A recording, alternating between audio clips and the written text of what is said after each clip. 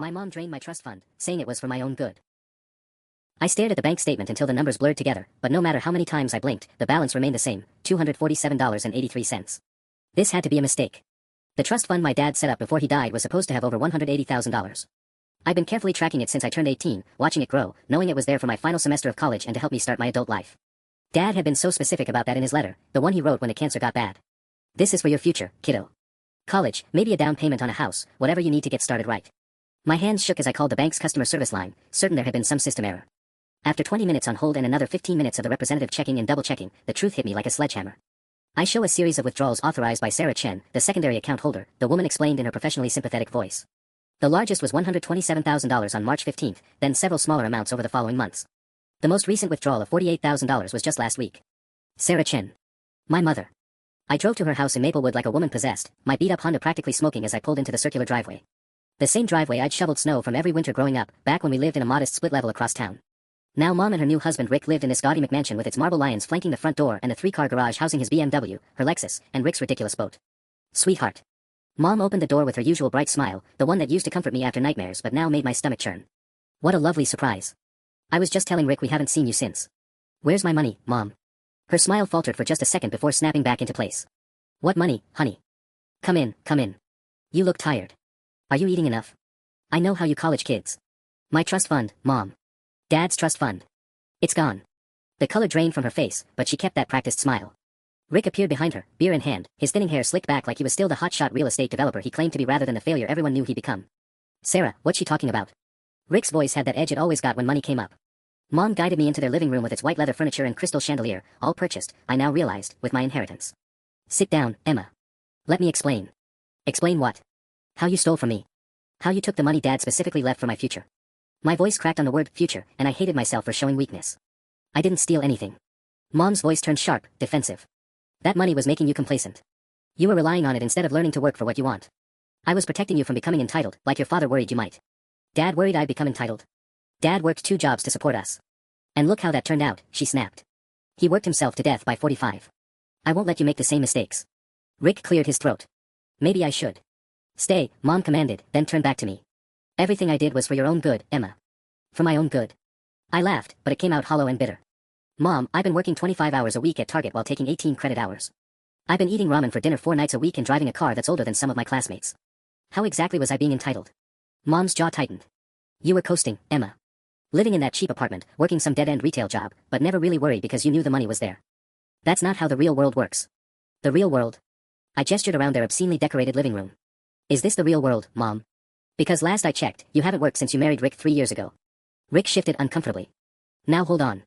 No, you hold on. I stood up, my legs shaking with adrenaline. I want to know exactly where my money went. Every penny. Mom exchanged a glance with Rick that made my blood run cold. There was guilt there, and fear, and something that looked almost like panic.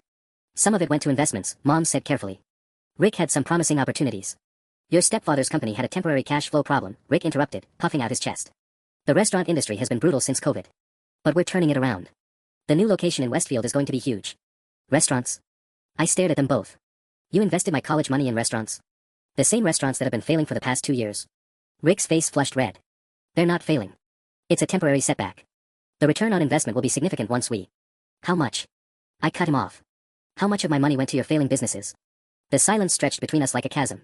Outside, I could hear the neighbor's dog barking and the distant sound of a lawnmower. Normal sounds from a normal Saturday afternoon, while my entire future crumbled in this overpriced living room. The business investments were approximately $89,000, Mom finally admitted. But Emma, you have to understand. $89,000. I felt like I might throw up. What about the rest? Another glance between them. More silence. There were some household expenses, Mom said slowly. The renovation on the kitchen, Rick's medical bills from his surgery last year, the down payment on the boat. The boat? My voice came out as a whisper. You bought a boat with my dad's money. It's an investment too, Rick said quickly. We can charter it out, make money. Shut up, Rick. Just shut up. I turned to my mother, this woman who had raised me, who had held me when Dad died, who had promised me that everything would be okay. How could you do this to me? How could you steal from your own daughter? I didn't steal anything. Mom's composure finally cracked. I'm the secondary account holder. I had every legal right. Legal right doesn't make it moral right. I screamed. That money was for me. Dad left it for me. Your father left it in a trust that I was supposed to manage responsibly, she shot back. And I decided that the most responsible thing was to teach you independence instead of dependence. By spending it on kitchen renovations and boats. Mom's face went pale again. Those were separate decisions. The important thing is that you're learning to stand on your own 2 feet. I looked around the room one more time, at the expensive art on the walls, the designer furniture, the crystal glasses sitting on the marble-topped bar cart, all of it purchased with my future. I want documentation, I said quietly. Every withdrawal, every investment, every expense. I want to see exactly where my money went. Rick stood up abruptly. I think this conversation is over. No, I said, my voice deadly calm. It's just getting started. Mom stepped between Rick and me like she was protecting him from my anger instead of the other way around. Emma, please. You're being dramatic. Sit back down and let's discuss this like adults. Dramatic? I pulled out my phone and showed her the bank statement I'd screenshotted. March 15th. $127,000 withdrawn in a single day. What adult discussion led to that decision, Mom? Because I sure as hell wasn't invited. Rick muttered something about needing another beer and headed toward the kitchen, but I caught the look of panic that flashed across his face. The March withdrawal was for Rick's restaurant expansion, Mom said, her voice taking on that patronizing tone she used when I was little and asked too many questions. It was time sensitive. The property owner needed a cash offer or... Which restaurant? I interrupted. Because according to the news, Rick's Riverside Grill closed in April. That's 1 month after you gave him my college money. The silence was deafening. Mom's mouth opened and closed like a fish gasping for air. Rick's voice drifted from the kitchen. That was a different location, sweetheart. The Riverside closure was always planned. Bullshit. I followed him into the kitchen, their gorgeous, newly remodeled kitchen with granite countertops and professional-grade appliances. The same kitchen Mom had gushed about on Facebook, posting pictures with captions like, "Dreams do come true," and, "Blessed beyond measure." I grabbed Rick's beer bottle before he could take a sip. Look me in the eye and tell me my money didn't pay for this kitchen. Rick's Adam's apple bobbed as he swallowed hard. Emma, you're putting me in a very difficult position here. Good. I want you uncomfortable. I turned to my mother, who had followed us in. Mom, I need the truth. Right now. How much of my money went to this house? The house improvements were necessary, she said defensively. The kitchen was falling apart, and with Rick's clients coming over for dinner meetings. How much? $38,000, she whispered. I felt the room spinning around me. $38,000 for a kitchen. My kitchen, apparently. It's not like that. Then what's it like? I slammed the beer bottle down on the granite counter, my granite counter. Because from where I'm standing, it looks like you and your husband spent my dead father's money on your dream house while I've been living like a broke college student. Rick cleared his throat. Emma, I want you to know that every penny will be paid back with interest once my businesses turn around. I've got several deals in the works. What businesses? I laughed bitterly. The restaurant that closed. The catering company that folded last year. Or are you talking about some new venture that conveniently needs more of my money? Mom's face went white. How did you know about the catering company? Jesus Christ, Mom. There's more. The look that passed between them told me everything I needed to know. My legs gave out, and I sank onto one of their expensive bar stools. The catering business was a sure thing, Rick said quickly. We had contracts lined up, a solid business plan. How much? My voice was barely audible. It was only $22,000, Mom said. And it would have worked if COVID hadn't. Stop. I held up my hand. Just stop talking. I did the math in my head, $127,000 in March, $38,000 for the kitchen, $22,000 for Rick's failed catering business. That was already $187,000, more than the entire trust fund. There's something else, isn't there? I looked at both of them. Because the numbers don't add up. You stole more than what was even in the account. Mom started crying then, these delicate tears that didn't mess up her makeup. The same tears that used to make me apologize for things that weren't my fault. Not this time. The boat, she whispered. We took out a loan using the trust fund as collateral. The words hit me like a physical blow. A loan. Against my trust fund. It was supposed to be temporary, Rick said, his voice barely above a whisper. Just until the Westfield location got off the ground. The boat was collateral for investors, showing them we were serious about the charter business expansion. How much is the loan for? Mom wiped her eyes with a tissue that appeared from nowhere. $65,000. But Emma, the payments are manageable, and once Rick's new restaurant. $65,000. I stared at the ceiling of their custom-renovated kitchen, trying to process the magnitude of their betrayal. So you didn't just steal my money. You put me in debt. You're not liable for the loan, Rick said quickly. It's in our names. The trust fund was just collateral. Collateral that's now worth $247. I pulled out my phone and started typing. What happens when you default on a loan that was secured by money that no longer exists, Rick? Because I'm Googling it right now. The panic in Mom's voice was unmistakable. Emma, don't do anything hasty. We can figure this out as a family. Family? I looked up from my phone. Family doesn't steal from each other, Mom. Family doesn't gamble away a dead father's final gift to his daughter. Rick started pacing around their kitchen island. The restaurant business is cyclical. I've been doing this for 15 years, and I know what I'm talking about. The Westfield location has incredible foot traffic, and we've got a celebrity chef lined up. Stop. I held up my hand. Just stop with the sales pitch. I want documents. Bank statements, loan agreements, business contracts, everything. And I want them by Monday. Sweetheart, Mom said, reaching for my arm, but I pulled away. You're talking like we're criminals. We're your family. Criminals would have been stranger to me. This is worse. I stood up from the bar stool. This is the woman who tucked me in every night after Dad died telling me everything would be okay. This is the woman who helped me apply for colleges and talked about how proud Dad would be. All while planning to steal his final gift to me. Rick stopped pacing. Look, Emma, I know this looks bad, but your mother was trying to teach you a lesson about. What lesson? I turned on him, months of suppressed rage finally boiling over. The lesson that I can't trust the people who claim to love me. The lesson that working hard and being responsible means nothing if someone with access to your accounts decides to screw you over. What exactly was the educational value in buying yourself a boat with my college money, Rick? His face went red. I built a successful business empire before you were even born, little girl. I don't need lectures from some college kid about successful. I laughed. You mean the empire that's currently hemorrhaging my inheritance? The empire that's so successful you needed to steal from a 22-year-old to keep it afloat? Rick, please, Mom interjected, but he was on a roll now. You have no idea what it takes to run a business, to make the tough decisions, to take calculated risks. Your generation expects everything handed to you on a silver platter. Handed to me. My voice rose to near shouting. I work 25 hours a week while taking a full course load. I haven't bought new clothes in 8 months. I've been living off pasta and canned soup while you two have been eating at fancy restaurants and posting about your blessed life on social media. Mom stepped between us again. Both of you, please. Emma, Rick is under a lot of stress with the business situation. The business situation that exists because he's incompetent. I stared at my mother in disbelief. Are you seriously taking his side right now? I'm not taking sides. I'm trying to keep this family together.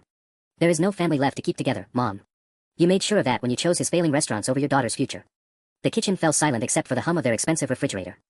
Through the window, I could see their neighbor watering his garden, completely oblivious to the fact that my entire world was imploding 20 feet away. Finally, Rick spoke up. What do you want from us, Emma? I met his eyes, and for the first time since I'd arrived, I felt completely calm. I want my money back. All of it. With interest. And if you can't make that happen, I want you to understand that I will explore every legal option available to me. Mom gasped.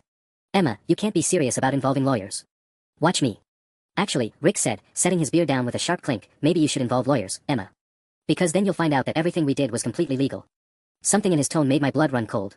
What do you mean? Mom shot Rick a warning look, but he ignored her. I mean your precious daddy wasn't quite the saint you think he was. That trust fund. It had some very interesting provisions that I bet you've never seen. Rick, don't, Mom whispered, but he was already walking toward their home office. No, Sarah, she wants the truth. Let's give her the truth. He returned with a manila folder thick with documents. Your father was smart, Emma. Really smart. He knew that 18-year-olds make stupid decisions with money. Rick spread several papers across the granite countertop. The trust agreement states that the secondary account holder, your mother, has full discretionary authority over fund disbursements until you turn 25. Not 18. 25. I grabbed the nearest document, scanning the dense legal text. My eyes found the relevant section, and my heart sank. There it was, in black and white, secondary trustee shall maintain sole discretion regarding distributions until primary beneficiary reaches age 25 or completes graduate education, whichever occurs first. That's impossible, I whispered. Mom told me I could access it at 18 for college expenses. College expenses, yes. At her discretion. Rick's smile was triumphant and cruel. Every withdrawal we made was technically for your benefit.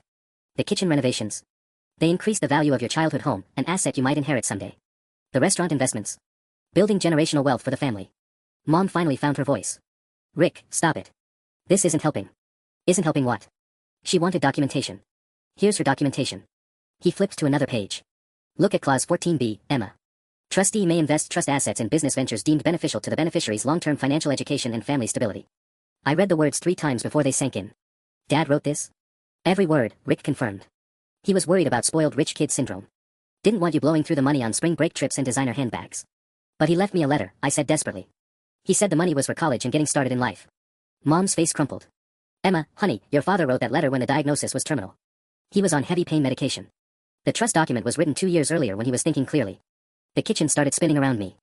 Everything I thought I knew about my father's intentions, everything I'd planned for my future, it was all built on a misunderstanding. However, Rick continued, clearly enjoying himself, there is one little wrinkle your father didn't anticipate. He pulled out a thick packet of papers held together with a binder clip. The loan I took against the trust. The one for $65,000. Well, it turns out that when you use a trust fund as collateral, and that trust fund gets depleted, the beneficiary can become personally liable under certain circumstances. What circumstances? My voice came out as a croak. Rick's grin widened. When the beneficiary challenges the trustee's authority in court. See, if you sue us, Emma, you're essentially claiming that you should have had control of those funds. And if you had control, then you're responsible for the debts incurred against them. Mom looked horrified. Rick, you said she wouldn't be liable. I said she wasn't liable as long as she didn't interfere with the trust management. But if she wants to play hardball? He shrugged. Well, sometimes you have to be careful what you wish for. The documents blurred in front of me as the full scope of my situation became clear. Not only was my money gone, but fighting to get it back could leave me personally responsible for Rick's business debts. You planned this, I whispered. Both of you planned this. I didn't plan anything, Mom said, her voice breaking. Emma, you have to believe me.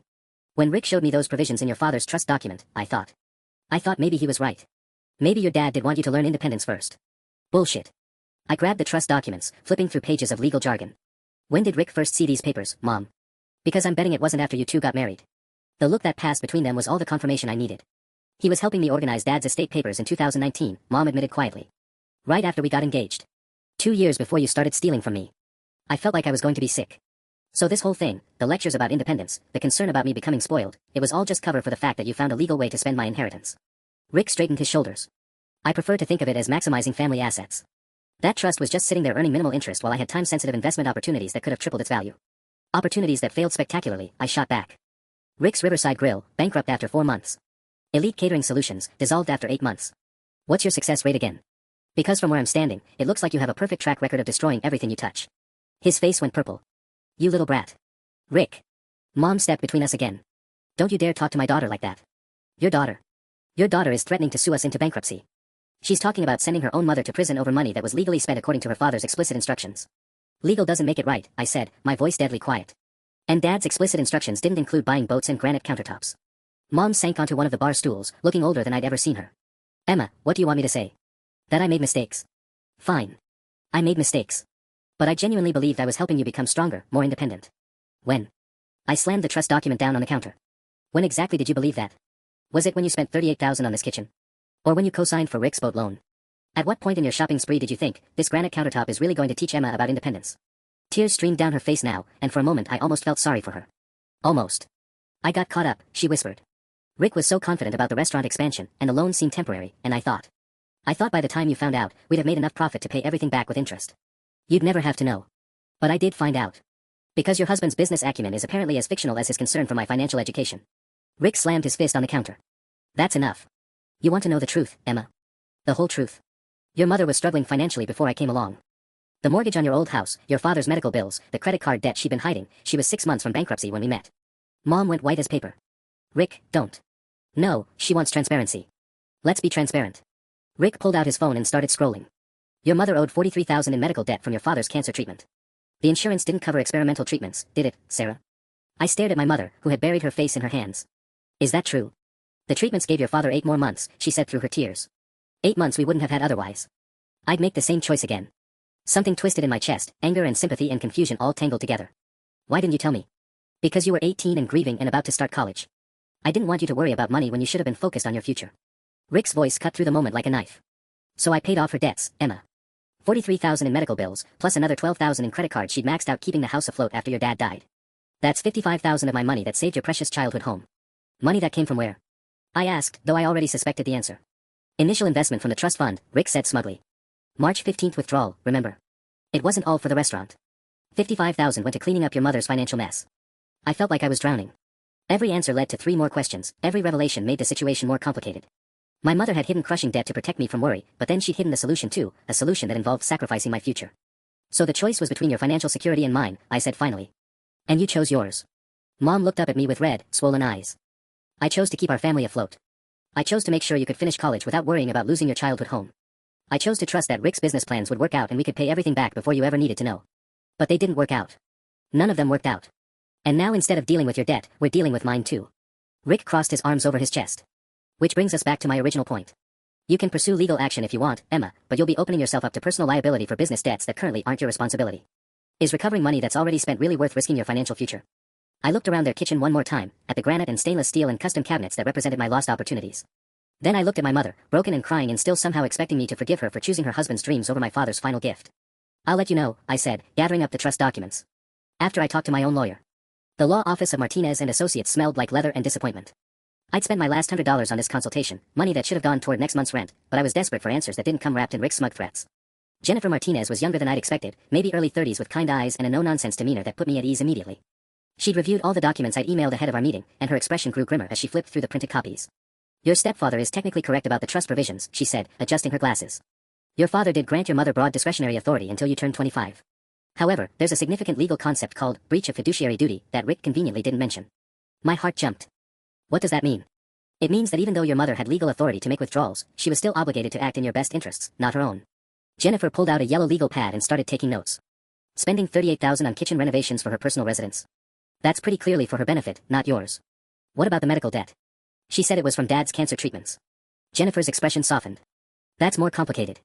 If she used trust funds to pay medical expenses related to your father's care, and those expenses were incurred for treatments that extended his life for your benefit, that could potentially be justified.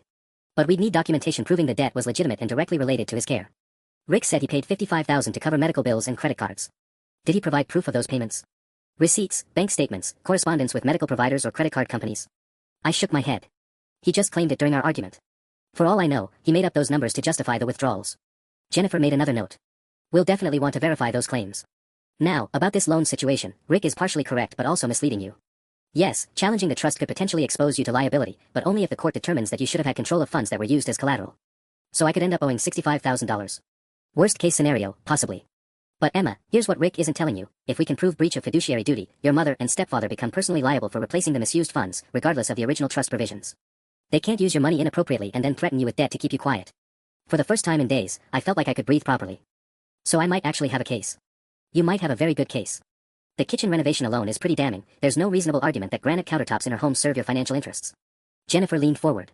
But I have to warn you, Emma. Family litigation is brutal. It's expensive, time-consuming, and it will likely destroy your relationship with your mother permanently. She destroyed our relationship when she chose Rick's business ventures over my future. I understand your anger, and it's completely justified. Just make sure you're prepared for the emotional toll.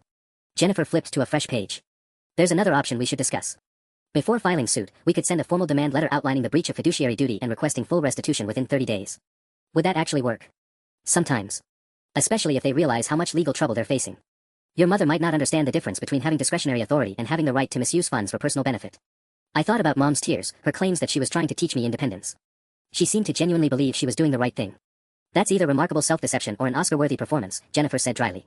Either way, good intentions don't excuse fiduciary breaches. How much would a demand letter cost? $500 for the letter itself, plus $300 for the research needed to document the breaches. If they refuse and we proceed to litigation, those costs would be applied to the larger retainer. $800. I'd have to ask for extra shifts at Target and live off ramen for the next month, but it was doable. And if the demand letter works? If they actually agree to pay the money back? Jennifer smiled. Then you recover your inheritance without the time and expense of a lawsuit. It's definitely worth trying first. I signed the retainer agreement with shaking hands, officially declaring war on the woman who raised me. 3 days after meeting with Jennifer Martinez, I was restocking shelves at Target when my phone started buzzing with texts from relatives I hadn't heard from in months. My stomach dropped as I read the first one from my cousin Jake. Asterisk Emma, what's going on? Your mom just called my dad crying about lawyers and saying you're trying to destroy the family. Is everything okay? Asterisk. Then Aunt Linda, asterisk sweetie, I'm sure there's been some misunderstanding. Your mother loves you so much. Can't you work this out without getting attorneys involved? Asterisk. And Uncle Dave, asterisk Emma, I don't know what Rick told you, but your mom would never intentionally hurt you. Maybe give her a chance to explain, asterisk. My hands shook as I realized what was happening. Mom was getting ahead of the story, spinning the narrative before I could tell anyone the truth. By the time I got home from work, I had 17 missed calls and 12 voicemails from various family members, all with the same theme. Emma was being unreasonable, Emma was breaking Mom's heart, Emma should forgive and forget because family is everything. I called Jennifer immediately. They're doing damage control, she said when I explained the family blitz. It's actually pretty common in these cases. They know they're in legal trouble, so they're trying to create social pressure for you to back down. My great-aunt Margaret left me a voicemail saying I should be ashamed of myself for attacking my poor mother after everything she's sacrificed for me. My voice cracked. They don't know what she did. They think I'm just being a vindictive daughter. Are you going to tell them? I stared at my reflection in my apartment's bathroom mirror, taking in the dark circles under my eyes and the stress breakout across my chin. I don't know. Part of me wants to send a group text with all the bank statements and watch them realize what their precious Sarah actually did with my inheritance. That's your choice, Emma, but consider the timing. We're sending the demand letter tomorrow. Give them a chance to respond before you involve the extended family. The demand letter arrived at Mom's house via certified mail on Friday morning. I knew because I'd been obsessively tracking the package online, refreshing the page every hour until it showed delivered, signed by S. Chin, at 11:43 a.m. By 2:15 p.m., my phone was ringing. Emma. Mom's voice was barely a whisper. Please tell me you didn't mean what's in this letter. Every word of it, I said, surprised by how calm I sounded. You have 30 days to return my money, Mom. All of it. Sweetie, we don't have $180,000 just sitting in a bank account. Rick's businesses are still developing, the restaurant expansion is in progress. Then you should have thought about that before you spent money that wasn't yours. It was legally mine to spend.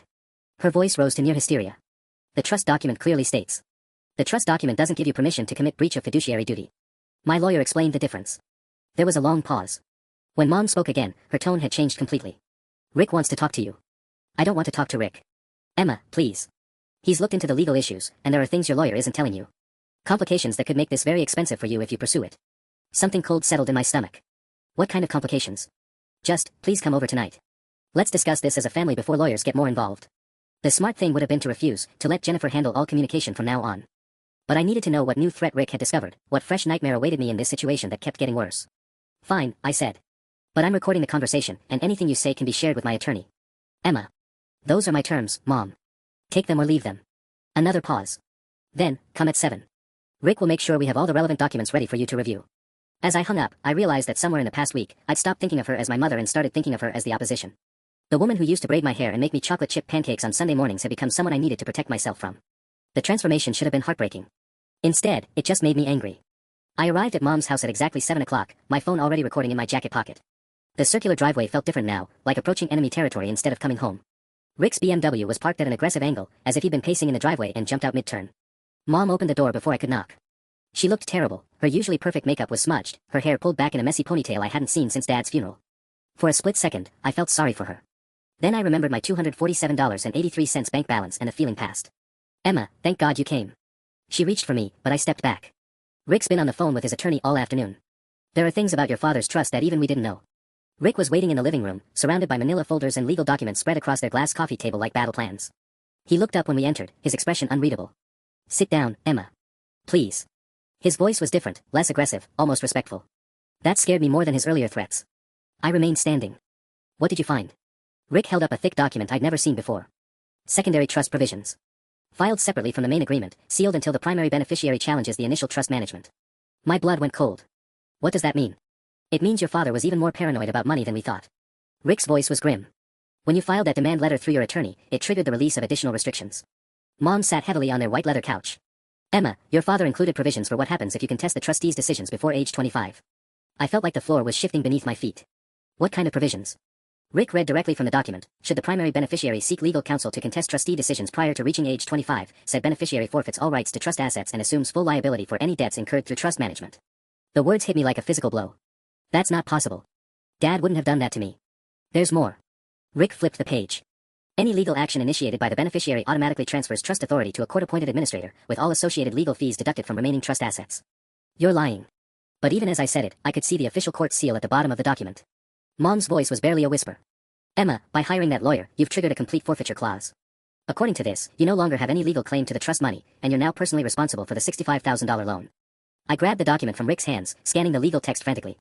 The language was dense and confusing, but certain phrases jumped out: forfeiture of all beneficiary rights, assumption of trust-related liabilities, legal action constitutes abandonment of inheritance. This can't be real, I said, my voice cracking. Dad wouldn't have set a trap like this. Rick's expression almost looked sympathetic. Your father was a control freak, Emma. Even from the grave, he wanted to make sure you did exactly what he thought was best.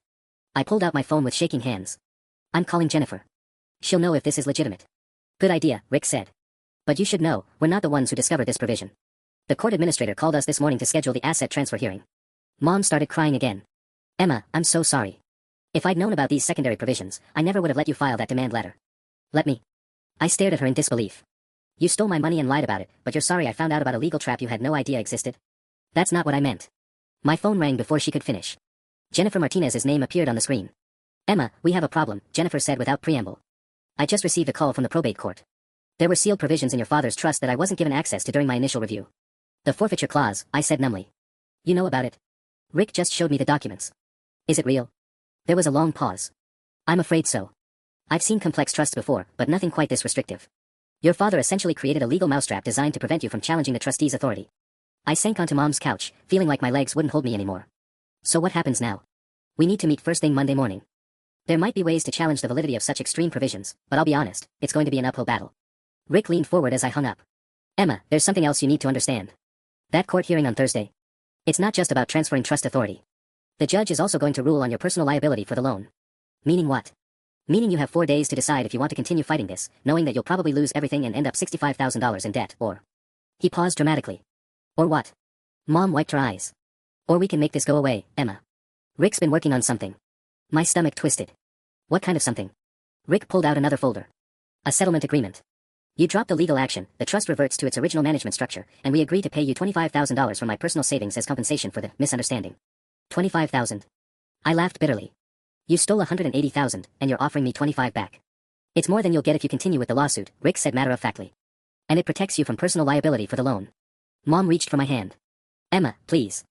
I know it's not fair, but at least this way you get something. If you keep fighting, you could lose everything and end up in debt for years. I stared at both of them, these people who had systematically destroyed my future and were now offering me crumbs as if they were doing me a favor.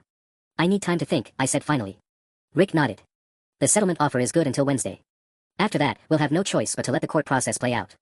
As I drove home in my ancient Honda, I realized that my father's final gift hadn't been financial security, it had been a masterclass in manipulation that continued working even after his death. I spent the weekend in a fog of disbelief and rage, barely eating, barely sleeping, just staring at the settlement documents Rick had given me. $25,000. It felt like being offered a band-aid for a severed limb. By Monday morning, I'd made my decision. Jennifer's office felt different this time, less like a refuge and more like a war room. She had 3 thick law books open on her desk and a yellow legal pad covered in notes that looked like battle plans. "I've been researching similar cases all weekend," she said before I even sat down. "The forfeiture clause is legitimate, but there's something that bothers me about the timing of its discovery." "What do you mean?" Jennifer pulled out a timeline she'd created. "Your father's trust was filed in 2018. The sealed addendum with the forfeiture clause was filed 3 months later. But here's the interesting part, the court records show that the sealed provision was accessed twice before your demand letter triggered the official release." My heart started racing. Accessed by who? That's what I'm trying to find out. The first access was in March 2021, just 2 weeks before the large withdrawal from your trust fund. The second was in November 2022, right around the time your mother and Rick took out the boat loan. The implications hit me like a freight train. They knew. They knew about the forfeiture clause before they started spending my money. It's starting to look that way. And if they accessed those sealed provisions to plan their withdrawals, knowing that you'd be trapped if you tried to fight back, that changes everything. Jennifer turned her computer screen toward me, showing what looked like court filing records. "I've requested a hearing to examine the access logs for those sealed documents. If Rick or your mother viewed the forfeiture clause ahead of time, we might be able to argue that the entire situation was a deliberate scheme to defraud you. How long will that take?" "That's the problem. The hearing I requested won't happen until next month, but your court date for the trust transfer is Thursday. We need to decide whether to ask for a continuance or proceed with what we know." I thought about Rick's smug face when he presented the settlement offer, the way he'd acted surprised by the forfeiture clause while somehow having all the documents perfectly organized. They planned this. All of it. The concern about me being spoiled, the lectures about independence, it was all just cover while they figured out how to steal my money without consequences. That's what I suspect, but suspecting and proving are two different things. Jennifer closed one of the law books. "Emma, I have to ask, have you considered taking their settlement offer? $25,000 isn't nothing, and it would get you out of this legal maze." "It's not about the money anymore," I said, surprising myself with the conviction in my voice. "It's about the fact that they think they can manipulate and threaten me into accepting their scraps. My dad might have been controlling, but Rick and my mom turned his trust fund into their personal ATM while planning to use his paranoid provisions against me if I ever found out." Jennifer nodded slowly. "Then we fight. But I want you to understand what we're up against. Even if we prove they accessed the sealed documents, the forfeiture clause itself might still be valid. We could win the battle and lose the war. What are our odds? Honestly? 30%. Maybe 40 if we get lucky with the judge." She leaned forward. "But Emma, there's something else to consider. Win or lose, this case is going to generate publicity. Complex trust fraud, family betrayal, sealed court documents, the legal blogs will eat it up. Are you prepared for that?" I thought about my extended family, still sending me texts about forgiveness and family loyalty. About my mom's carefully curated social media presence and Rick's fragile business reputation. About the way they tried to control the narrative by painting me as an ungrateful daughter. "Actually," I said, "I think I am." Jennifer smiled for the first time since I'd walked in. "Good. Because we're about to make their lives very complicated." As I left her office, my phone buzzed with a text from an unknown number. "Emma, this is your cousin Rachel. I heard about what's happening with your mom. Can you call me? There's something you need to know about Rick." I called Rachel back immediately, my hands shaking as I dialed. She was my dad's brother's daughter, 3 years older than me, and we'd been close growing up before she moved to Portland for work. She picked up on the first ring. "Emma, thank God. I wasn't sure you'd call me back with everything that's happening." Her voice was tight with worry. "Listen, I don't know how much you know about Rick's background, but there are things Uncle Mike found out when your mom first started dating him that we never told you about." "What kind of things?" I pressed the phone closer to my ear, stepping into an empty conference room at Jennifer's law firm. "Rick's been married 3 times, Emma. 3 times. And each marriage ended with mysteriously drained joint accounts and failed business ventures funded by his wife's money." My stomach dropped. "Are you serious?" "Dead serious. His second wife, Patricia, tried to warn your mom back in 2019. She called Uncle Mike because she was worried Sarah was making the same mistakes she had. Patricia lost her entire retirement account, almost $90,000, to Rick's investment opportunities before she finally divorced him." I sank into one of the leather chairs, my mind reeling. Why didn't anyone tell me this? Rachel's voice got quieter. "Because your mom wouldn't listen. Uncle Mike tried to talk to her about it, showed her documentation Patricia had provided, but Sarah said Patricia was just a bitter ex-wife trying to sabotage her happiness. Your mom was so lonely after your dad died, Emma. She wanted to believe Rick was different. What happened to the first wife? Sandra. She lost her house. Rick convinced her to take out a second mortgage to fund some restaurant venture in 2015. When it failed, they lost everything. She's working 2 jobs now just to pay rent on a studio apartment. 3 wives. 3 financial disasters. And my mother had walked straight into becoming number 4, taking my inheritance with her. There's more," Rachel continued. "Patricia kept detailed records of everything, bank statements, business contracts, even recorded conversations where Rick admitted he was lying about profit projections. She's been trying to build a case against him for years, but she couldn't afford a good lawyer." "Where is Patricia now?" "Still in Chicago. She works as a bookkeeper for a small firm downtown. Emma, she reached out to me yesterday after seeing some Facebook posts about family drama. She wants to help you." My heart was racing. "Help me how?" "She has evidence that Rick's restaurant businesses have always been scams. Financial records showing he inflates projected profits by 3 to 4 times the realistic amounts, documentation of how he identifies women with assets and systematically drains their accounts, even email chains where he brags about his methods to business associates. I thought about Rick's smug confidence when he threatened me with the forfeiture clause, the way he'd seemed to know exactly which legal buttons to push. Rachel, do you think Rick knew about my dad's trust provisions before he married Mom? Patricia thinks so. She said Rick always did extensive background research on potential wives, credit reports, asset searches, public records. A trust fund worth over $100,000. There's no way he missed that. The pieces were falling into place with sickening clarity. Rick hadn't just taken advantage of Mom's vulnerability after Dad's death, he deliberately targeted her because of my inheritance. Can you put me in touch with Patricia? I already gave her your number. She should be calling you within the hour. Rachel paused. Emma, there's something else. Patricia thinks there might be criminal charges possible here. Wire fraud, conspiracy, maybe even racketeering if they can prove Rick's been running this same scheme for years. Criminal charges. The word sent a chill through me as I thought about my mother, crying in her designer kitchen, insisting she'd been trying to protect me. How deep do you think Mom is in this? I asked quietly. Rachel was silent for a long moment.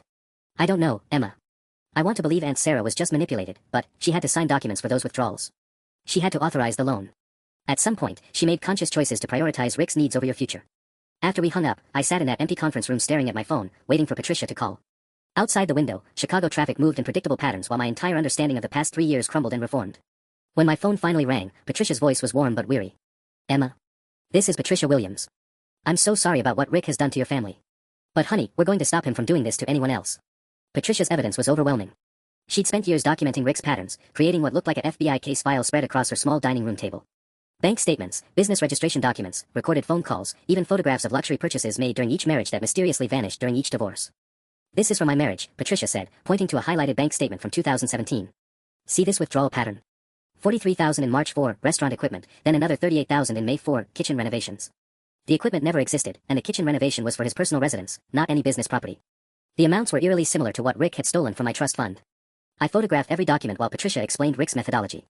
He targets women within 2 years of a major life change, divorce, death of a spouse, inheritance. He poses as a successful businessman, shows them fake profit reports from previous ventures, and gradually convinces them that their conservative financial approach is holding them back from real wealth. My phone buzzed with a text from Jennifer, *, need to meet ASAP. Court date moved up to tomorrow at 9 a.m. Rick's attorney filed an emergency motion, *. Patricia, I have to go. My court hearing just got moved to tomorrow morning. Her face went pale. Emma, that's exactly what Rick did to Sandra. He rushed her through legal proceedings before she could get proper representation. Don't let them steamroll you. I drove straight to Jennifer's office, my mind spinning with Patricia's revelations. Jennifer was waiting with another woman I didn't recognize, tall, sharp-suited, with the kind of confidence that filled the room. Emma, this is Diana Walsh from the state attorney's office. She's been investigating Rick Morrison for financial crimes. Diana stood and shook my hand firmly. Ms. Chen, your situation isn't unique. We've been tracking Rick's activities for 18 months, but we needed victims willing to come forward with documentation. Patricia Williams contacted us this morning. So this is actually happening. He might face criminal charges.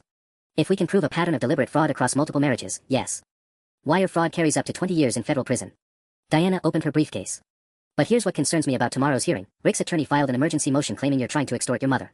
Jennifer spread the court documents across her desk. They're arguing that your demand letter constitutes attempted extortion, and they want the judge to immediately enforce the forfeiture clause while referring your case for criminal investigation. My blood ran cold.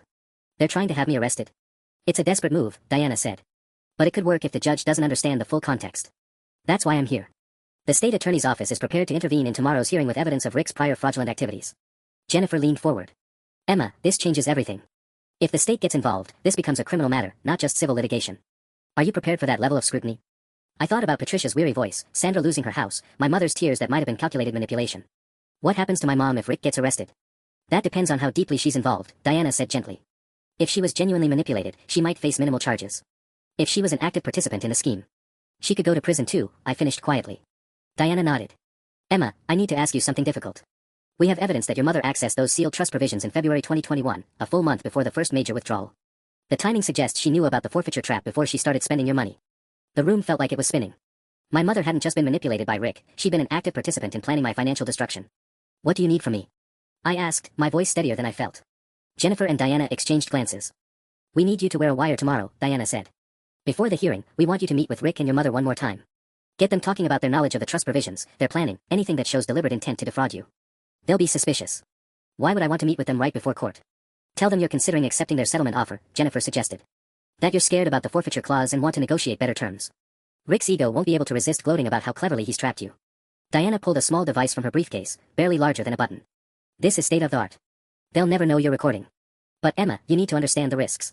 If Rick suspects what you're doing, he could become dangerous. We'll have agents nearby, but there's always some danger in these operations. I stared at the tiny recording device, thinking about my father's letter promising that his money would help me start my adult life. He'd been wrong about that, but maybe he'd been right about something else, that I was stronger than I knew. When do we do this? I called Mom at 6 a.m., my voice carefully crafted to sound defeated and desperate. The wire Diana had given me was a small patch stuck to my ribs, completely invisible under my sweater but feeling like a neon sign announcing my betrayal. Mom, I can't do this anymore, I said, letting real exhaustion bleed into my words. The lawyer fees are killing me, and I'm terrified about this forfeiture thing. Can we meet before court? Maybe we can work something out. The relief in her voice was palpable. Oh sweetheart, yes. Come over at 7:30. Rick will be so glad to hear you're being reasonable about this. Reasonable. The word made my stomach churn. I arrived at their house to find Rick in the kitchen making coffee, looking more relaxed than I'd seen him since this whole mess started. Mom was already dressed for court in a conservative navy suit, probably chosen to make her look like a grieving widow rather than a woman who'd stolen her daughter's inheritance. Emma, you look terrible, Mom said, reaching for me with what seemed like genuine concern. Have you been sleeping? Not really. I sat at their granite island, my granite island, and accepted the coffee Rick offered. I keep thinking about owing $65,000. I can't afford that kind of debt. Rick's smile was predatory. You should have thought about that before you hired that lawyer. But hey, we're family. We can still work this out. The $25,000 offer, is that really all you can do? I made my voice small and pleading. I mean, you spent almost $200,000. There has to be something left. Mom and Rick exchanged a look that made my skin crawl. There was something almost gleeful in Rick's expression, like a cat playing with a wounded mouse. Emma, sweetie, you have to understand, Mom said, settling onto the stool next to me. We didn't just randomly spend your money. This was all carefully planned to benefit the whole family. Planned how? I asked, keeping my voice innocently curious while the wire captured every word. Rick leaned against the counter, clearly enjoying himself. Your mother and I spent months going through your father's trust documents after we got engaged. Months, Emma. We wanted to understand exactly what we were working with. My heart raced, but I forced myself to look confused rather than horrified. I thought you said you only discovered the forfeiture clause last week. Oh honey, Mom actually laughed. We've known about those provisions since March 2021.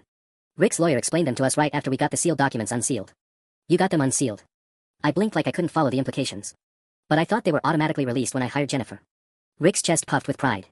Your father's trust had a provision allowing the secondary trustee, your mother, to access sealed documents if she believed the beneficiary might challenge the trust management. Sarah filed that motion over 2 years ago. 2 years ago, I repeated slowly. Before you started taking money out.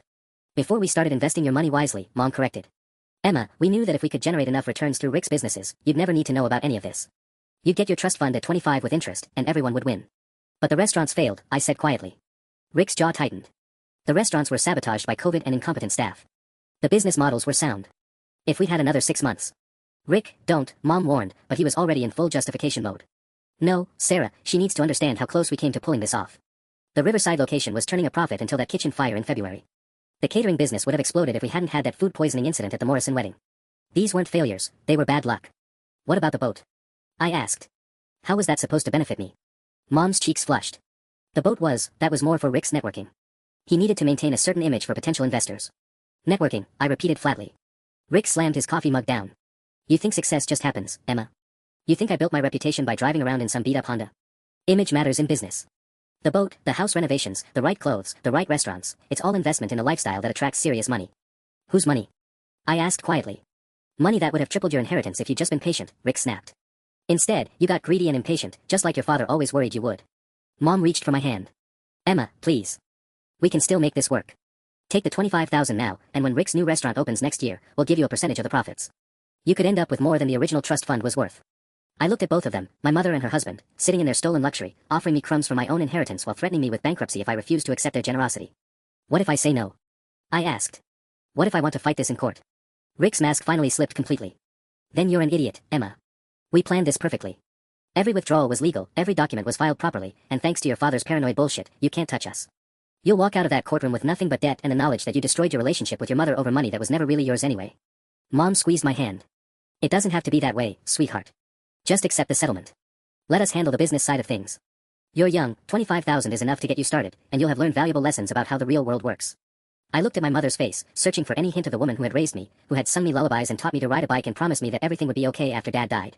All I saw was a stranger who thought stealing my future was a valuable lesson. I need to think about it, I said finally. Court starts in an hour. Rick checked his Rolex, probably purchased with my money too. Don't think too long, Emma. Once we walk into that courthouse, the offer's off the table permanently. As I drove away from their house, Diana's voice crackled through the earpiece she'd given me. Emma, that was perfect. We got everything we needed. Rick just confessed to conspiracy to commit fraud on tape. The courthouse steps felt like walking toward a firing squad.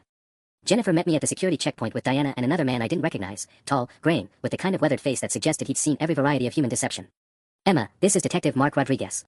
He's been working financial crimes for 20 years. Diana's voice was tense. We have a problem. My stomach dropped. What kind of problem? Detective Rodriguez pulled me aside, lowering his voice. Rick's attorney filed a motion an hour ago claiming you've been harassing his clients. They have security footage from your visit this morning and they're arguing it proves you're trying to intimidate them into a settlement. But I was wearing a wire for you guys. They don't know that yet, Jennifer said quickly. But Emma, Rick's lawyer is claiming the recording you made this morning was obtained illegally. They're asking the judge to exclude all evidence and impose sanctions against you for attempted extortion. Diana checked her watch. There's something else. Rick's attorney is Thomas Brennan. He's been representing Rick through all 3 marriages. If Brennan knows about the sealed documents, the business failures, all of it, then he's been helping Rick run this scheme for years. The courtroom was smaller than I'd expected, with dark wood paneling and fluorescent lights that made everyone look sickly. Mom and Rick sat at the defendant's table with their lawyer, a thin man in an expensive suit who kept checking his phone like he had somewhere more important to be. When the judge entered, the bailiff's call to order echoed like a death knell. Judge Patricia Hernandez was younger than I'd anticipated, maybe 50, with sharp eyes that seemed to take in every detail of the room before she settled at the bench. This is case number 2024, PR 8847, Chen Family Trust Dispute. I understand there are several motions to address before we proceed to the main hearing. Rick's attorney stood immediately. Your Honor, Thomas Brennan representing the trust administrators. We have serious concerns about the beneficiary's conduct, including documented harassment and possible extortion attempts against my clients. Judge Hernandez looked at Jennifer. Ms. Martinez, how does your client respond? Jennifer stood, her voice steady. Your Honor, my client has been the victim of systematic financial fraud. What Mr. Brennan characterizes as harassment was actually a legitimate attempt to recover stolen assets. Stolen is a strong word, Counselor, Judge Hernandez said. The trust documents clearly grant broad discretionary authority to the secondary trustee. Yes, Your Honor, but discretionary authority doesn't permit breach of fiduciary duty. Jennifer opened her briefcase. We have evidence of luxury purchases, failed business investments, and personal expenditures that serve no benefit to the trust beneficiary. Brennan's voice cut through the courtroom. Your Honor, every expenditure was made in good faith to benefit the family unit and provide financial education to a young woman who had never learned the value of money. I felt my hands clench into fists under the table. Even here, in front of a judge, they were still claiming this was for my own good. Judge Hernandez shuffled through papers. I've reviewed the sealed provisions of the original trust document. Mr. Chen clearly anticipated potential challenges to the trustee's authority and built in specific consequences for beneficiary litigation. My heart sank as I realized the judge was already leaning toward Rick's side. Then Diana stood up. Your Honor, if I may. Diana Walsh, State Attorney's Office. We have new information that's relevant to these proceedings. The courtroom went dead silent. I watched the color drain from Rick's face as Diana approached the bench. Your Honor, this case is now part of an active criminal investigation into wire fraud and conspiracy. We have evidence that the defendants accessed sealed trust documents specifically to plan the systematic depletion of trust assets while creating legal traps to prevent the beneficiary from seeking recourse. Judge Hernandez's eyebrows shot up. Are you saying the state is prepared to file criminal charges? We're saying the state has been investigating a pattern of financial fraud spanning multiple relationships over several years. This trust fund theft appears to be part of a larger criminal enterprise. Brennan jumped to his feet. Your Honor, this is clearly prosecutorial overreach designed to prejudice. Mr. Brennan, Judge Hernandez's voice cut like ice. Are you aware of any criminal investigation involving your client? The pause lasted 3 seconds too long. Your Honor, my client has never been charged with any crimes. That wasn't the question I asked. I watched Rick whisper frantically in Brennan's ear, his face growing redder by the second. Mom sat perfectly still, staring at her hands like she could disappear if she just concentrated hard enough. Judge Hernandez looked at Diana. Counselor, what exactly are you requesting? We're requesting a stay of all civil proceedings pending the outcome of our criminal investigation. We believe the defendants may attempt to hide assets or destroy evidence if they know charges are imminent. The judge's gaze moved to me, and I felt like she was looking straight into my soul. Ms. Chen, do you understand that if the state proceeds with criminal charges, this civil matter could become significantly more complicated? I stood on shaking legs. Yes, Your Honor. I understand that my mother might go to prison. I understand that fighting for my father's money might destroy what's left of my family. But I also understand that if I don't fight, Rick will just move on to his next victim. The silence in the courtroom was deafening. Finally, Judge Hernandez nodded. Motion granted. All civil proceedings are stayed pending criminal investigation. Ms. Chen, I hope you understand what you've set in motion here. As the gavel fell, I heard my mother start to cry. 6 months later, I stood in the same courthouse where my world had both crumbled and been rebuilt. This time, the courtroom was packed with reporters, Rick's previous victims, and family members who had finally learned the truth about their beloved Sarah and her charming husband. Rick Morrison was sentenced to 12 years in federal prison for wire fraud, conspiracy, and running a criminal enterprise that had defrauded 4 women out of over $400,000 across 8 years. His lawyer, Thomas Brennan, received 3 years for his role in facilitating the schemes. My mother got 18 months in minimum security prison and 5 years probation. She'd cooperated fully once the evidence became overwhelming, admitting that she'd known about the forfeiture clause from the beginning and had actively participated in planning the trust fund withdrawals. The woman who raised me had looked me in the eye 6 months ago and called it financial education, while she systematically destroyed my future. The court awards Emma Chen full restitution of $183,000 plus interest and legal fees, Judge Hernandez announced. Additionally, the Morrison assets, including the home, vehicles, and boat, will be liquidated to satisfy the judgment. I watched Rick's face crumple as the bailiff led him away in handcuffs. He looked smaller somehow, his expensive suit wrinkled, his carefully styled hair disheveled. As he passed my table, he caught my eye and mouthed, "You destroyed your own family." Maybe I did. But they destroyed it first. Patricia Williams squeezed my shoulder as we left the courthouse. She'd recovered $89,000 from the asset liquidation, not everything Rick had stolen from her, but enough to finally feel like justice had been served. Sandra, Rick's first victim, got $47,000. The court had ordered the remaining funds to be divided proportionally among his victims. "You did the right thing, Emma," Patricia said as reporters shouted questions at us on the courthouse steps. "If you hadn't fought back, he'd still be out there ruining lives." The house in Maplewood sold for $340,000. Rick's boat brought $28,000 at auction. Their luxury cars, furniture, even Mom's jewelry, everything they'd purchased with stolen money was liquidated to pay back the women Rick had targeted over the years. I kept one item, my father's wedding ring, which Mom had apparently sold to a pawn shop in 2022. It cost me $200 to buy it back, but having it felt like reclaiming a piece of him that she tried to steal too. With the restitution money, I paid off my student loans, bought a reliable car, and put a down payment on a small apartment near downtown Chicago. The remaining $90,000 went into a conservative investment account, earning modest returns that I could actually verify, managed by professionals who didn't think granite countertops counted as family financial education. My extended family eventually learned the truth when the court documents became public record. The same relatives who bombarded me with texts about forgiveness and family loyalty suddenly went quiet when they realized their precious Sarah had been running a criminal enterprise. Some apologized. Others doubled down, insisting I should have found a way to handle it privately. I stopped caring about their opinions around the same time I stopped visiting Mom in prison. 2 weeks ago, I graduated from Northwestern with my master's degree in forensic accounting. Jennifer Martinez offered me a job at her firm, specializing in financial fraud cases. Apparently, having your trust fund stolen by your own mother gives you unique insight into family financial crimes. "You sure you want to make a career out of this?" Jennifer asked as I signed my employment contract. I thought about all the women like Patricia and Sandra, all the families destroyed by people like Rick Morrison, all the children whose futures get gambled away by the adults who are supposed to protect them. "I'm sure," I said. "My mom sent me a letter last month. She's eligible for parole in 6 months and wants to rebuild our relationship. She's learned so much about herself in prison," she wrote. "She understands now how Rick manipulated her, how she lost sight of what really mattered." I threw the letter away without finishing it. Some betrayals can't be forgiven, even when they come wrapped in remorse and rehabilitation. She didn't just steal my money, she stole my trust in the people who are supposed to love me unconditionally. That's not something 18 months in minimum security can fix. But Dad was right about one thing in that letter he wrote when the cancer got bad. His money did help me start my adult life, just not in the way any of us expected. It taught me that family isn't about blood or guilt trips or shared genetics. It's about people who would never steal your future and then call it love. I'm building that family now, one case at a time.